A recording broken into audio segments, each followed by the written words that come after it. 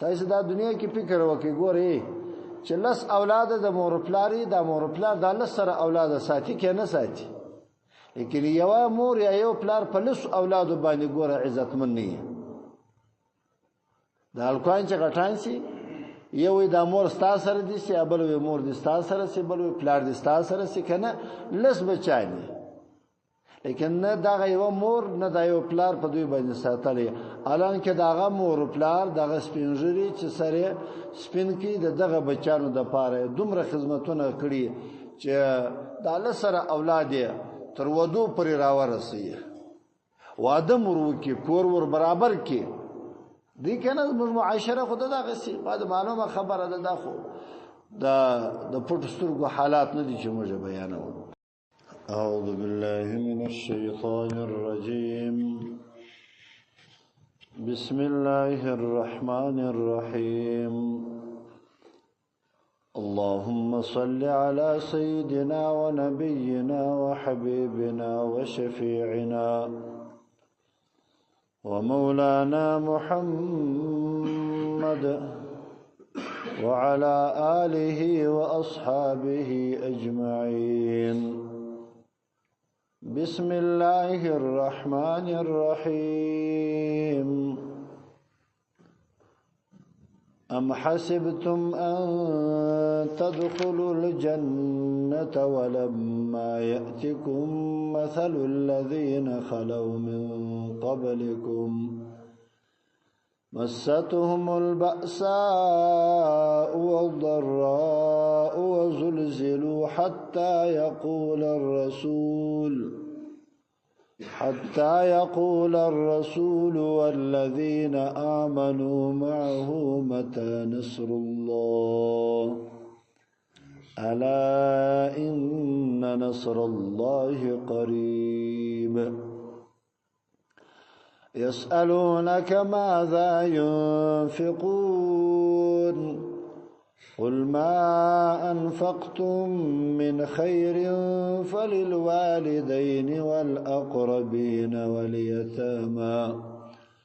واليتامى والمساكين وابن السبيل وما تفعلوا من خير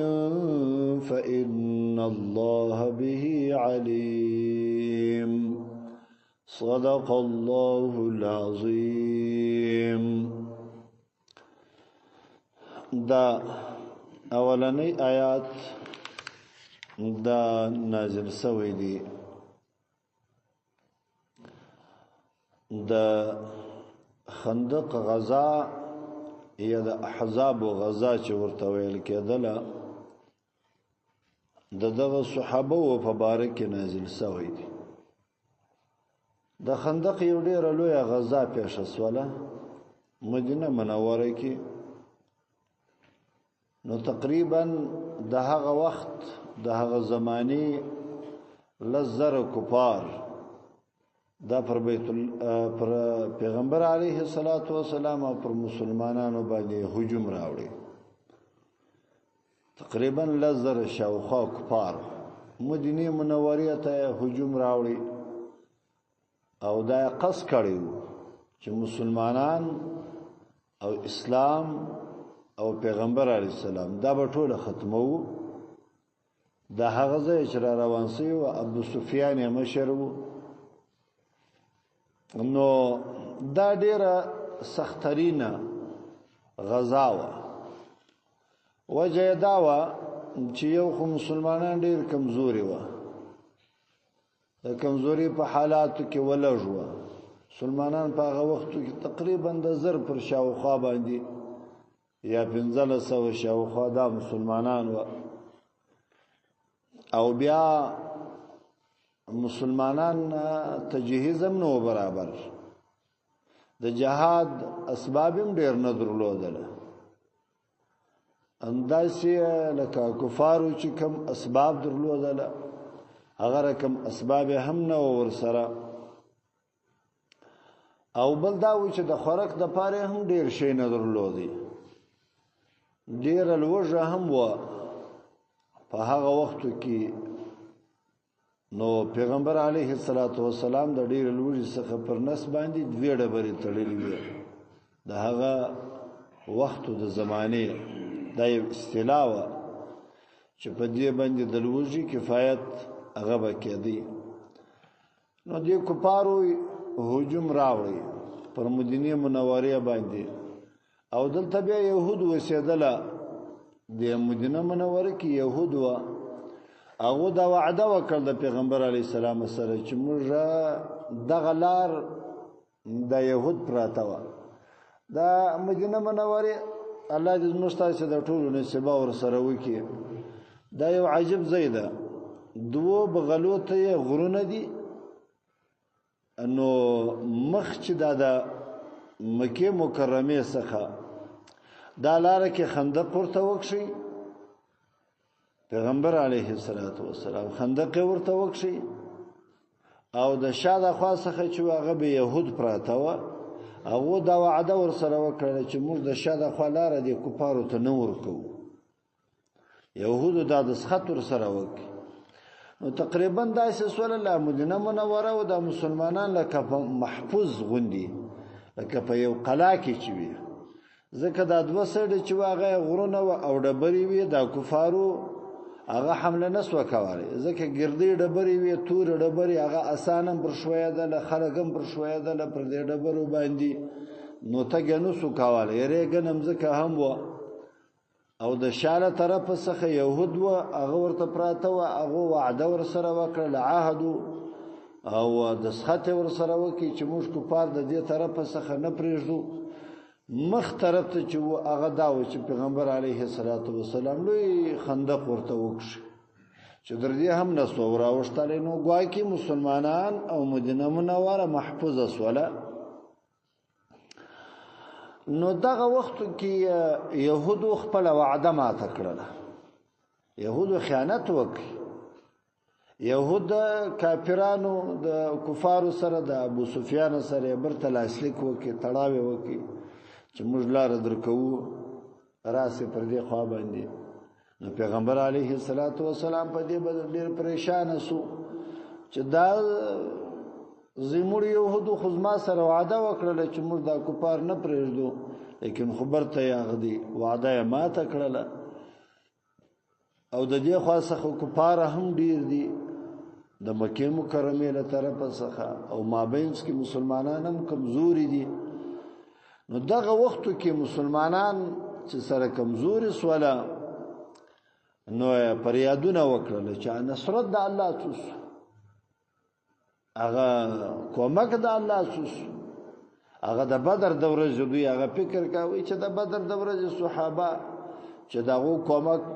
په آسماني فرشتو باندې وسونو دا ورځ کې به هم کیږي الله جل جلاله دغه آیاتونه در ورته راوستوله ولر هغه وخت پرې نصرت ناراضي درسو چې دغه د مخکنی قومو تکلیفونه تاسو برداشت نه کوي چې پر مخکې مسلمانانو باندې لوږي او تندي او تکالیف څنګه راغلي چې هغه مسلمانانو او دغه وخت پیغمبر به نار کړل متا نصر الله کله دې نصر د الله جل جلاله د نبی سره به فریاد وکړي نو تاسو د موت و جنت ته داخليږي موت و جنت ته چې دی هغه تاسو نه سي داخلي دالي الله جل جلاله دغه صحابه وتوي چې موت جنت نستا درسو چې تکلیفونه برداشت نه کوي لوږي در بندرانه سي تندې در بندرانه سي سختي در بندرانه سي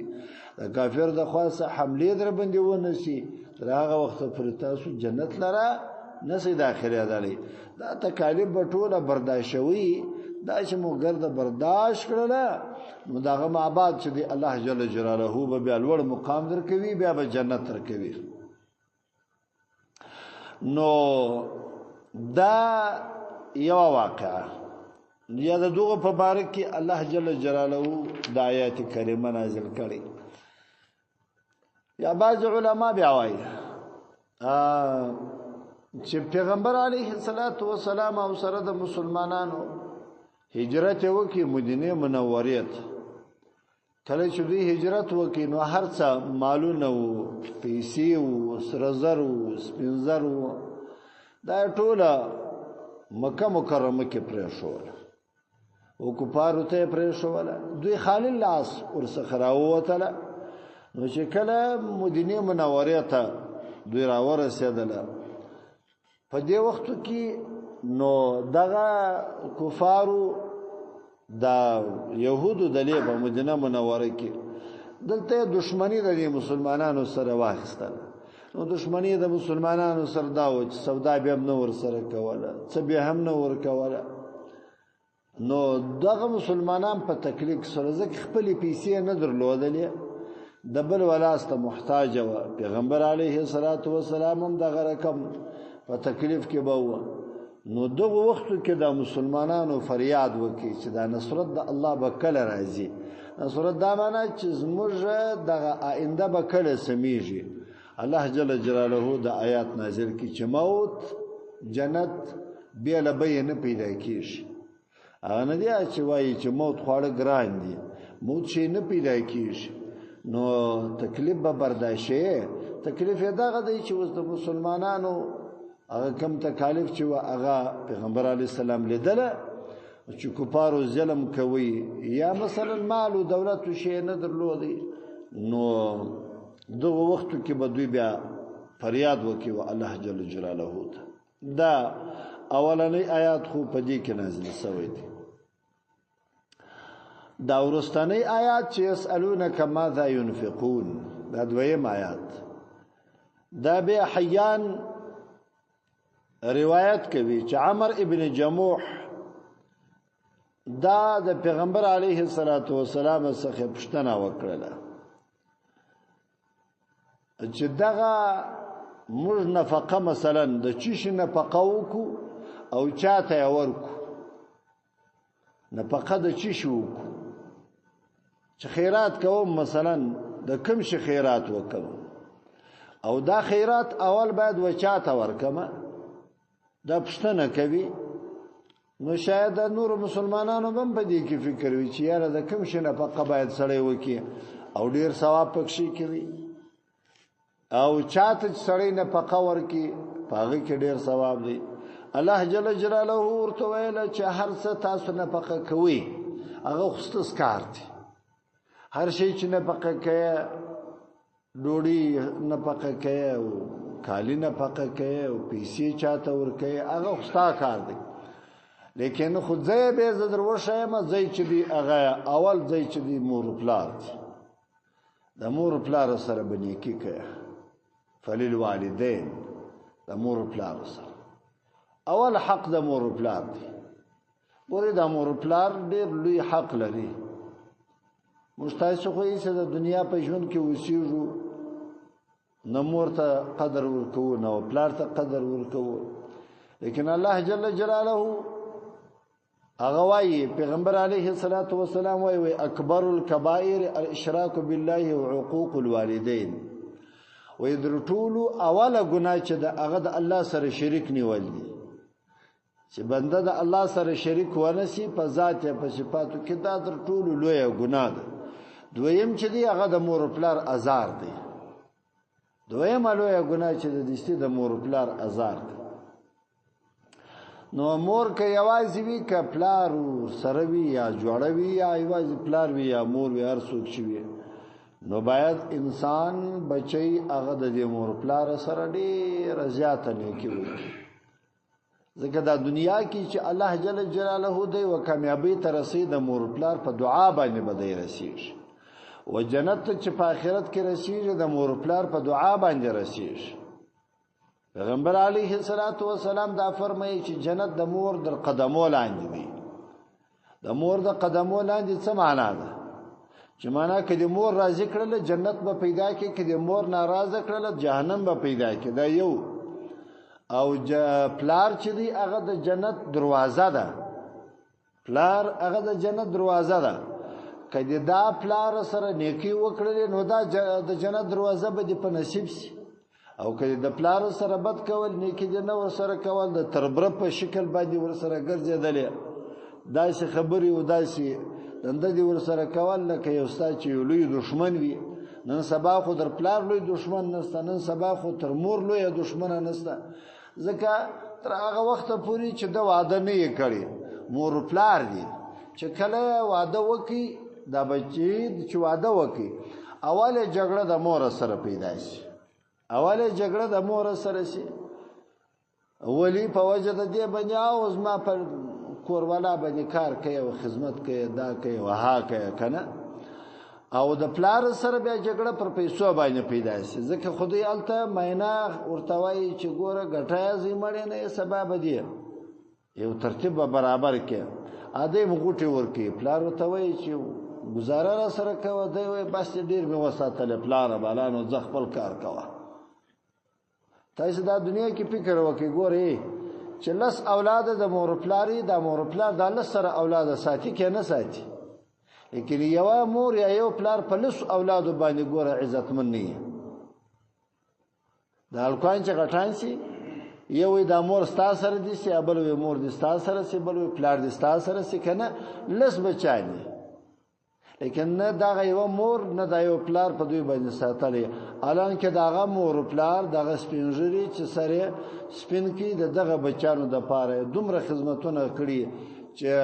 د الله سره اولاد تر ودو پر راورسي واده مرو کې کور ور برابر کې دې کنه معاشره خود دغه سي بعد معلومه خبره ده خو د پټ سترګو حالات نه دي چې موږ بیانو لیکن اخر کې چې ګرد چې اول زوی واده وکي هغه جنجالاش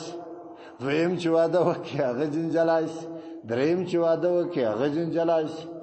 هغه څلرم نو دراغه وخت پرې پنځم دراغه وخت ورسره یو واده ته انتظار انو چې کله واده اوس هغه بس کډه په شاک دی خپل کور والا پلار یوازې پر بیابان باندې پریږدي زوایم چې ګوري د مور پلار سره چې نیکی کړي دغه پر خیر باندې پیښوي دي چې د مور پلار سره نیکی نه ده کړي هغه پر خیر هیڅ کله نه پیښه دی سي نه به پیښ ځکه الله جل جلاله هم دا وایي چې ګوره نفقه کې خیر کې اوله غوټه و مور ته راوړه اوله غوټه پلار ته راوړه او ډیر په خوشاله کیږي یقین درته وایم دا پلار یو عجیب دعا ده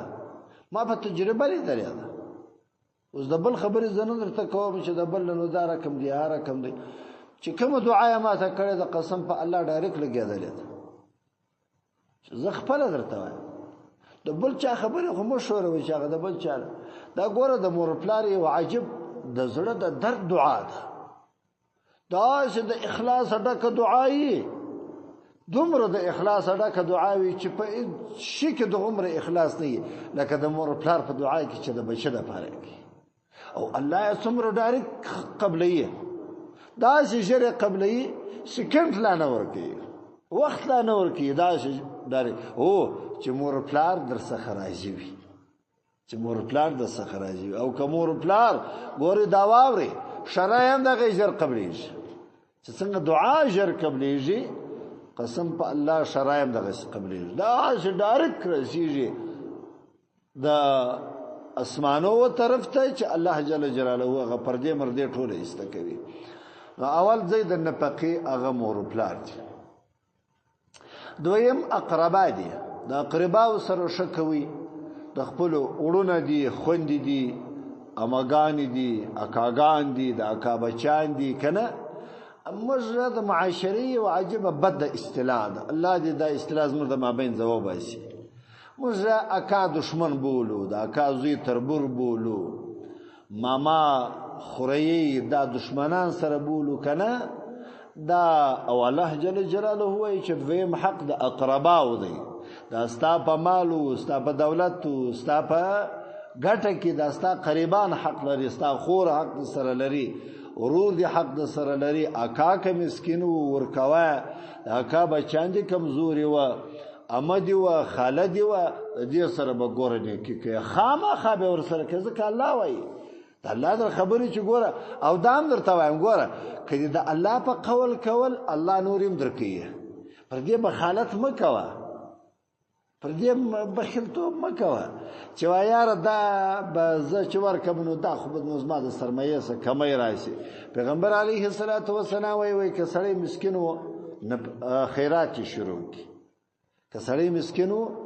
پیسې نه ډېرېدل خیرات شروع کی 10 روپۍ دی په وسه کېدلې 15 دی په وسه کېدلې 20 دی په وسه کېدلې 100 دی په وسه کې روزانه یا کوه روزانه خیرات کوه بس کله وکړیرو ته بیا وګوره چې الله جل جلاله څنګه وتا ته رزق دروازې درته خلاصي او بیا وای کچيري مسكين او حج دی وکي که مسكين واده دی بسی وکي دا ګوره پیغمبر علی صلوات و سلام د رزق او د خیرات د خیر د طریقې مشته شوولې دي نو دویم ځای چې دی هغه اقربا دي دریم ځای چې دی هغه یتیمان دي د یتیمانو سره بشکوي که تاسو سره په کور کې در سره وي او که په همسایتوب کې در سره وي قبل ځای درته معلوم وي د یتیمانو سره شکوي والمساکین مسکینانو سره شکوي په کلیو هم کلیوري کې هم داسې یو مسکین سړی وي داسې یو کمزوري سړی وي دا هغو سره شکوي پټه نیکي دي ورسره کول لڅه نیکي دي ورسره کول اوس زمانه کې خو باید موږ داسې د نیکي د یو چا سره چې کوو باید په ښکاره ورسره وکړو وجه یې دا ده چې د نور خلکو باعثتوب راشي پر دې باندې نور خلک پر دې باعث شي چې کاکا دا خو رښتیا مسکین دی زه به مې څه ورکم د جیبه څخه به زه مې شی ورکم یا یو پارسل وړه ورته رانیولې یا یو ډبه غوړي ورته رانیولې که نه زموږ تاسې کلي کې د همسایه دی الله جل جلاله دې د هر مسلمان چاره وکړي دا پښه چې خوش شوې ده د سیدان د غاجان یقین درته وایم په زړه کې مې همیشه یې نو چاو چاته مې هم دا ویلي چې تاسو نیکي ورسره کوئ ښه ورسره کوئ نو د خلکو اوس د هر چا خپله طبعه ده څوک به نیکي ورسره کوي څوک به ښه ورسره کوي څوک به نه ورسره کوي نو د مسکینانو سره ښه کول دا هم دا لویه ګټه ده او دغه رقم د مسافرو سره مسافر چې د هر وطن وي په هر ژبه باندې چې وي ستا په قوم کې وي که نه وي ستا علاقې ته مسافر راغلی ښه ورسره کوه نیکي ورسره کوه بد مو ورسره کوه پخوا په خلکو کې عجب اصطلاح وه دا ساراو کې بغیر مسافر یې ډوډۍ سره کې نه خوړله او مسافر چې به مسجد ته راغلی خو ستاسې به په یاد د خلکو به پر دعوي او پر جنګ به ویول زه بیا یم بل زه بیا یم نن هر سړی قسم په خدای مخ جم پټ کړي جنډوان شي چې وایي ګوله را بین تاوان نه کړي هغه زمانې و د دې زمانې هغه زمانه کې ګوره برکت و اخلاص و صداقت و په هغو خلکو کې مینه ډېره وه نن زمانه کې چې ګوره دا فتنې راغللې نفرتونه زموږ په مابینځ کې اضافه سوله نفرتونه راغله که نه پلار زوی په ژبه نه سره پوهېږي لور و مور په ژبه نه سره پوهېږي وجه هم دغه ده چې دا موږ هغه زړې دندې د مابینځه وغورځولې هغه زړه رواجونه مو د مابینځه وغورځول پخوا به خیر و خیراتو په دې خلکو کې نن سبا که دې د خیر نوم واخیستی وایي مشرک سولې بس داسې مړي خدا بلایي سوله د چا سره نیکي نه شي کولی بیا چې کوي هغه هم خلک وروره څوک یو رقم کوي څوک یې بل رقم نو الله جل جلاله وایي چې هر شي تاسو خیراتوئ زه علم در باندې لرم که لږ خیراته یې کړېر په دې ټولو باندې زما پر تاسو باندې علم ستا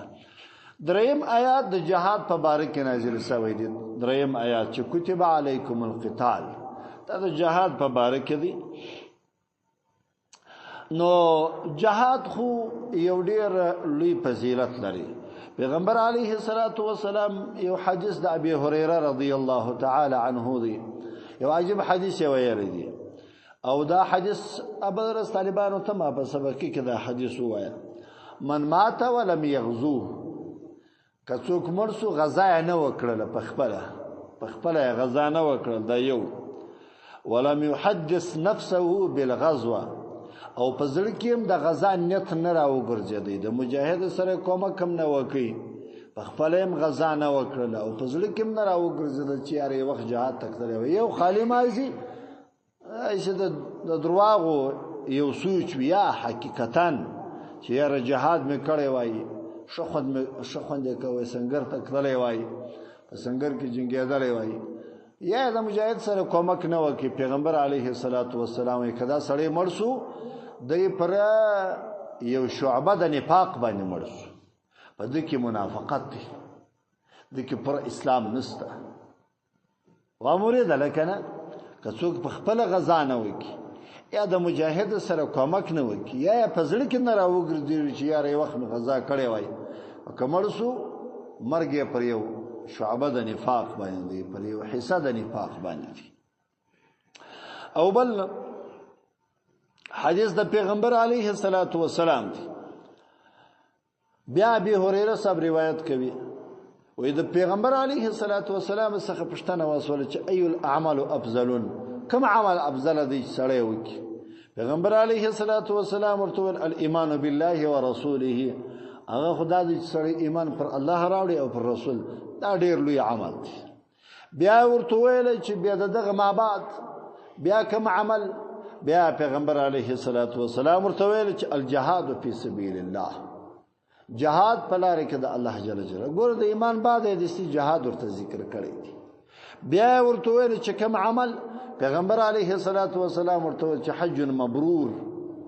حج کول هغه داسې حج چې بیانو هغه مخکنی هغه دغه چې وی ګناه به هغه پرېږدي، بیانو کوم اعمال چې د مخکې در حج کول چې د حج څخه راغلي بیانو هغه اعمال پرېږدي، حج مبرور ودی ته ویل کیږي. ګورې د ایمان ما بعد جهاد دی. زموږ ټول علما دا وایي وی جهاد یو عجیب شی دی. که جهاد وو المنز به هم وي، روژه به هم وي، زکات به هم وي، حج به هم وي، دین به هم وي، مسجد به هم وي، مدرسه به هم وي، ژره وو لنګوټه به هم وي، د اسلام جامه به هم وي. که جهاد نه وو دا ټول شان به ختم شي، ختمیږي کنه. نو جهاد یو عجیب شی دی. د جهاد ډیر فضیلتونه پیغمبر علیه الصلاۃ والسلام او ډیر بیان کړی دی پیغمبر علیه الصلاۃ والسلام. پیغمبر علیه الصلاۃ والسلام دا فرمایي ګوري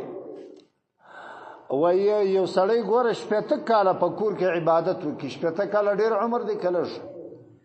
ډیر عمر دی کنه. او یو سړی په سب کې د مسلمانانو په جهاد کې ولاړ دی، وی هغه سړی چې هغه په سب کې د مسلمانانو چې جهاد کوي هغه افضل دی دغه شپته کاله د عبادت تر سړی چې سړی شپته کاله عبادت کوي. ګوري تجدید فکر کې شپته کاله ډیر عمر دی، ډیر زمانه دی، لیکن خو ته یو غړی یا یو ورځ یا یو میاشت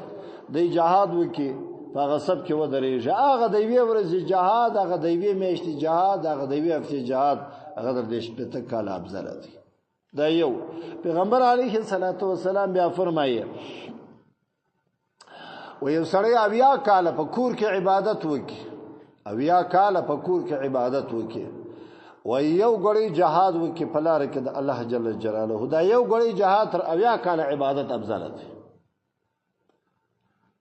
نو موږ خو جهاد داسې یو سر په نظر ګرځولې شي دی. موږ په مجاهدینو په سخندونه هم بواله شل خبرې ممنورم سکواله. او بیا پیغمبر علیه الصلاۃ والسلام و ابي هريره صاحب وایي پیغمبر علیه الصلاۃ والسلام ته چا ویله چې د جهاد برابر شي ستا؟ پیغمبر علیه الصلاۃ والسلام ورته لا تستطيعون، تاسو طاقت نه لرئ د دې چې د جهاد برابر شي وکي. بیا ورته ویل یا رسول الله د جهاد برابر داسې اعمال چې ثواب ډیر پکې کې لکه د جهاد لره داسې یو عمل ستا؟ پیغمبر علیه الصلاۃ والسلام ورته چې تاسو طاقت نه لرئ. بیا پښتنه جمع کړ پیغمبر علیه الصلاۃ والسلام ورته ویل والمثال د مجاهد چې په لار کې د الله جل جلاله وي، وې د دې مثال دا چې لکه هغه سړی چې د شپې پر مانځه د ورځې پر روژه باندې وي همیشه، دا د چا په وسه کېږي؟ دا څو کولی شي چې د شپې دی ټول شپه پر عبادت ولاړ وي او د ورځې د روژې وي؟ دا څو کولی شي؟ وې د مجاهد چې په جهاد کې وي هغه دا رقم فضیلت لري چې ته دلته د شپې د روژې عبادت کې د ورځې روژه. نو دا لا يفتروا عن صلاته ولا صيامه حتى يرجع المجاهد في سبيل. او دا څنګه چې سستی وبخښي کوي، خوب هم نه بخښي کوي، خوراک هم نه کوي، اس هم نه کوي، چې د شپې به عبادت ته درېږي در سحر د منځه پوري، سحر به بیا عبادت ته درېږي بیا در ماښامه پوري، اس خوب خوراک او چشاک به نه کوي او روژه به دمي. دا چا په وسه کېږي؟ وی هغه مجاهد چې هغه په لار کې د الله دی هغه در دې افضل دی. تر هغه وخت چې مجاهد برته ودی کور ته راځي ته چې دومره عمل وکړي نو بیا ستا عمل چې دی هغه بیا ورسره برابرېږي، کني نه برابرېږي. دا ګوري دا د جهاد خو ډېر فضیلتونه دي ډیر. او پیغمبر علیه الصلاۃ والسلام دا فرمایي چې ګوري هغه ګرځ چې د جهاد په سنگر کې پر انسان باندې و مشلی د جهنم ګرځ بیا په د باندې نه مشلی شي. حرم الله علیه النار، الله به پر د باندې جهنم حرام کړي. چې هغه د سنگر ګردونه هغه خیری هغه د پر بدن باندې هغه دوړي و مشتري، الله جل جلاله به د جهنم د عذاب څخه وساتي. تمره فضیلت یو ګړی دا یمنه چې ته نو اوس ټول عمر په جهاد کې تیراوه، چې لاړلې جهاد وکي بس تمره قدر ونه بیا نو چې جهاد وساتي چې نو نوی چې بیا برته جهاد د لاس څخه در سولار شي. نو دا چې دی هغه ګوري دا د جهاد فضیلتونه دي. او جهاد نو بیا خپل وځان ته چې دی پیغمبر علیه الصلاۃ والسلام یو حدیث روایت دی وی ګوري یو جهاد چې دی هغه اکبر دی، یو جهاد اصغر دی. جهاد اکبر هغه د شیطان سره خپل د نفس او د شیطان سره مقابله وکړي، دته جهاد اکبر ویل کېږي، لوی جهاد. او جهاد اصغر دا دی چې هغه د کافر سره په مقابل کې ولاړی. اوس ګوري دا په دی وجه باندې پیغمبر علیه الصلاۃ والسلام دا فرمایي ګوره که یو سړی سره شیطان ور سره او دوکه د اعمال ورکی نو خدای د ټول اعمال یوړل، که د جهاد کړی وي، که د لمونځ کړی وي، که د روژې نیولې وي، چې ریا پکې کراله ټوله ختم سوله کنه نو بیا خو یې چیرې نسته بخښي. اول به ته شیطان رایت یې چې دا دی د استا خپل همسایه دی رایت کی،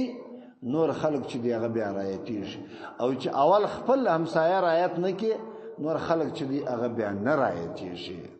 الله دې موږ ته د نیکو اعمالو توفیق راکړي. وای الله جل جلاله ته ګوري ام حسبتم ایا تاسو ګمان دي ای صحابه و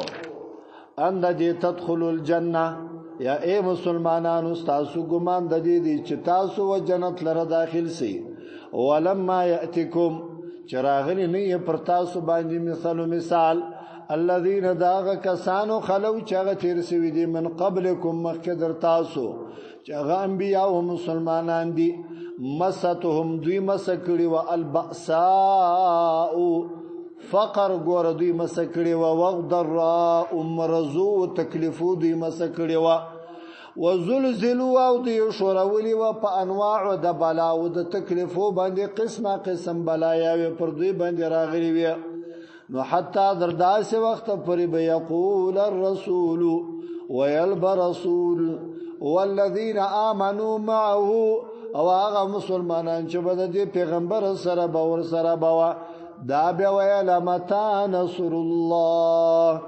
کله به وی نصر د الله جل جلاله. دا د امریکایانو په وخت کې د مسلمانانو ډیر پریادونه وکړه چې الله کله به ستاسو نصرت راځي، کله به دا کافر ماتیږي. دا 22 شل کاله په بر کې د جهاد دا به کله دغه کفار دا 30 ملک او 15 ملک کفار به کله د مابین زوځي. زموږ خو امید وو الله ته دا بعضی کسانو خو هغه دا وو چې هغه به د لږ په یقین کې چې کمزوري و هغه به دا خبره کوله. اخر لاړه کنه لاړه پستر ګدي حالات چې هر سړی ویني. متى نصر الله کله دی نصرت د الله جل جلاله. الا خبردار وسی خلقو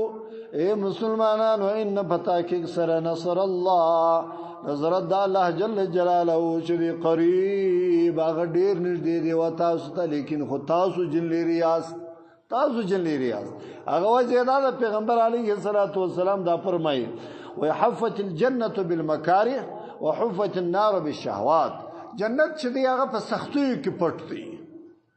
او جهنم چې دی هغه په شهواتو کې دی، د دنیا په خواهشاتو کې دی. کله خواهشات د دنیا کول سختی دی پر ځان نه راوستل ودین ته دی وژنه ور کول نو بس بیان د جهنم بیان د جنت خواستونه مکوه. او کله په دنیا کې تکالیف پر ځان باندې راوستل پر منځو په اوداسو په روزو په زکات په حج او په جهاد د کور په دینداري کې د شوزو په دینداري کې د ځان په دینداري کې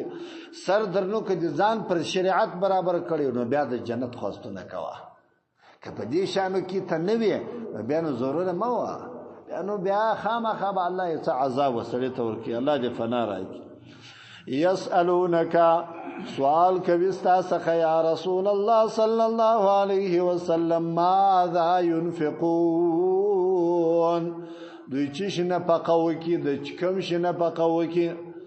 او چاته یا ورکی قل ورتو یا رسول الله صلی الله علیه وسلم ما انفقتم هرغه شی چې تاسو نه پقه کوي من خیر دا ټول خیر دی چې تاسو نه پقه کوي دا ټول خیر دی لیکن خدا ور کوي و چاته فلل والدین اول چې دی هغه مور او پلار دی مور او پلار سره شکوا مور او پلار سره نیکی کوا د جنت د غټولو زید هغه دی پس نو دا راټینګوا والاقربین او د قربانو سره شکوا د خپل قربانو سره والیتاما د یتیمانو سره شکوا والمساکین د مسکینانو سره شکوا ومن السبیل لو د مسافر سره شکوا مسافر نو دا عام اصطلاح کې دا طالبان چې دی دا په مساجدو کې چې وسیږي کنه دا اکثریت دا مسافر دي قینه دا ځکه یو علم حاصلوي بل بیا د کور څخه راغلي دي نو دوی ګټي ستوري ستاسو په دې علم کې هم ورسره وانډوي او په سفر کې به هم ورسره وانډوي د طالب سره شکوي جامه په کار ورکوي پیسې په کار ورکوي کتاب په کار ورتره نشي چې وټي نه ورکوي ځکه طالب چې د مدرسې لري پیغمبر علیه الصلاۃ والسلام چې فرشتي وزر لاندې د قدمو غوړي د دې سره چې نیکی وای کې داغه به په ورځ د قیامت شفاعت کوي چې زه په پلانې مسجد کې وسیدلم تا ماته پلانې ورځ باندې یا د ډوړې را تراوړل یا د جامه را تراوړل یا د لنګوټه را تراوړل یا د چپلې را تراوړل کنه نیکی ور سره کوي د خپل طالبانو سره نیکی کوي په هر مسجد کې چې طالب وسیږي نیکی ور سره کوي بیا د علماو سره د خپل امامان ستاسو د علما د دې سره نیکی کوي وما تفعلوا او کوم چې تاسو فعل کوي من خیر هر خیر چې تاسو کوي فإن الله فتاکي سره الله جل جلاله چې دی بي پاغه باندې علیم هغه خبردار دی پارش باندې الله جل جلاله علم ستا کتبا الله جل جلاله پرز کړی دی علیکم پر تاسو باندې القتال جهاد پر تاسو باندې پرز کړی دی او هو دغه جهاد چې دی کره لكم دا تاسو د پاره تبع نه خوشوي تاسو د جهاد بد وړي